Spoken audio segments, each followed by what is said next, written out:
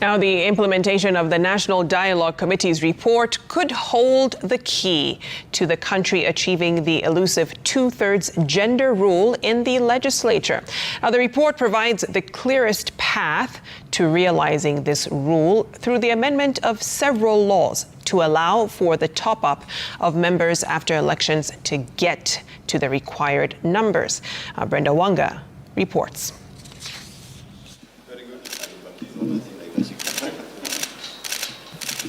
The long, winding road to the attainment of the constitutional provision of the two-thirds gender principle seems to be once more gaining traction.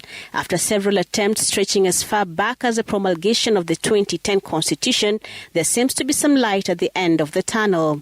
I am happy that the outstanding issue of two-thirds gender, finally, both sides have agreed on a way forward. I want to encourage all of us that this time round, I think we have an opportunity to make sure that we deliver on this constitutional imperative. Parliament.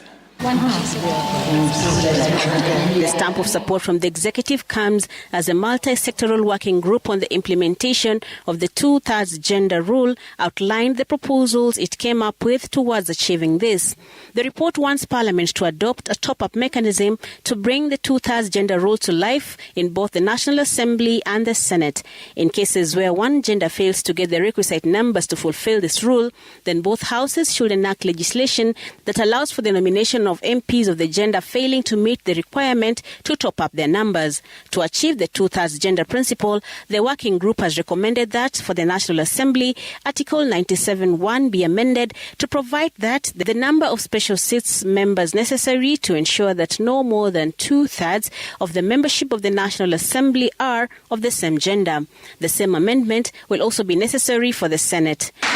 Under this mechanism, the working group contends, and the National Dialogue Committee's co-chair Kalonzo Musyoka agrees that there will be need for a transitional clause that will bring the 13th Parliament to compliance. Kwamba principle ya two-thirds gender rule iwe part and parcel of our conclusions.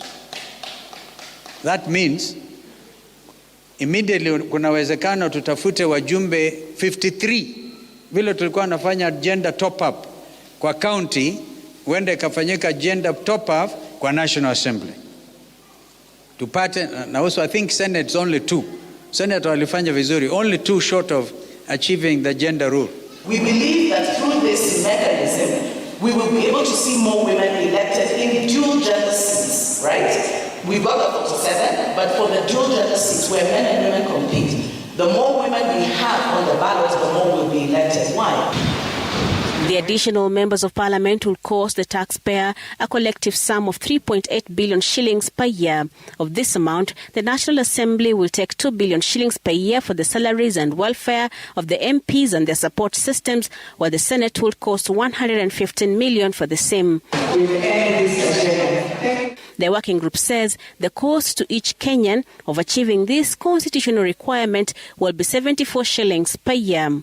Further amendments on the Political Parties and Election Acts will obligate political parties to ensure that the names of the party candidates submitted to the IEBC for parliamentary and county elections comply with the two-thirds gender principle, as well as the establishment of a Women Inclusion and Political Participation Fund that will be for the purpose of financing, educating and training, mentorship, and capacity building for women seeking elective positions. Women of Kenya will take their place of leadership appropriately in the Republic of Kenya, because we are all the poorer if women have not taken up their position in the leadership of Kenya.